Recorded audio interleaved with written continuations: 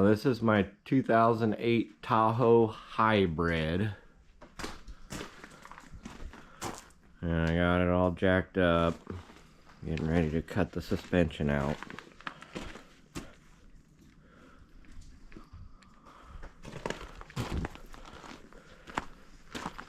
Show you what I got for axles.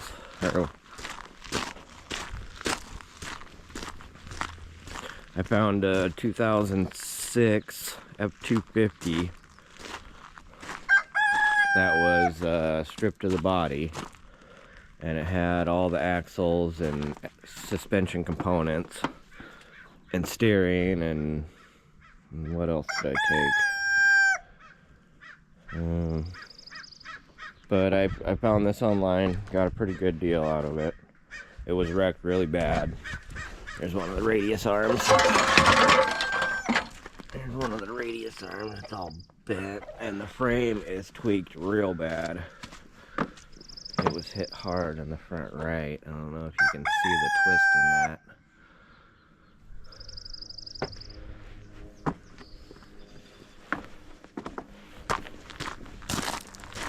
So I took the axles and suspension and steering and drive lines out of that, and just to see if, you know, it'd work out for me. Here's the 10.5 rear. These are Chevy 63s out of a 3/4 ton, I believe, because all the 63s I know about are a 2-pack with the overload, and these are a 4-pack with an overload.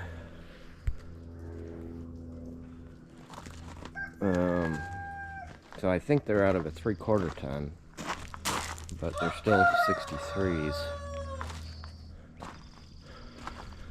I've been stripping this thing down. You can see kind of where it's at right now. I took the hybrid battery out, and I'm gonna have to take out some other hybrid stuff. There's this heat exchanger, something that I gotta take out, and then the AC is electrically driven, so I gotta pull that out and source a belt drive AC pump. And then the boost for the master cylinder is also electric, so I need to find a hydraulic setup for that. And then it doesn't have a steering box, it's got the rack and pinion. So I'm gonna use the Ford box and steering, as long as it'll go in there.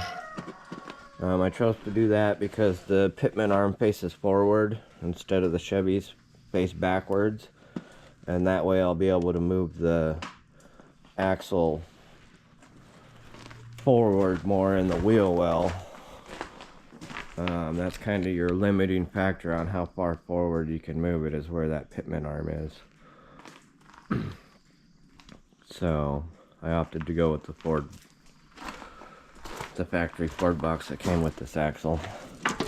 Gonna keep the stock steering for now. I am gonna do a hydraulic assist, and tap this box and put a ram on here.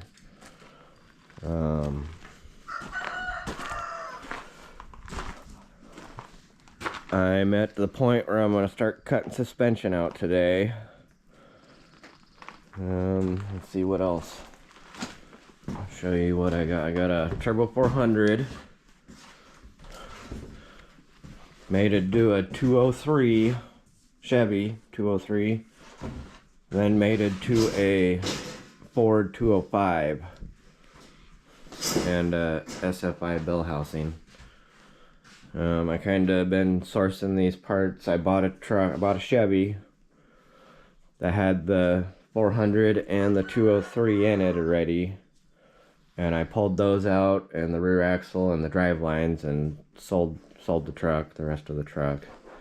And then I found this from a machinist, and it was in good shape. I pulled it apart. I did the rail mod on it, and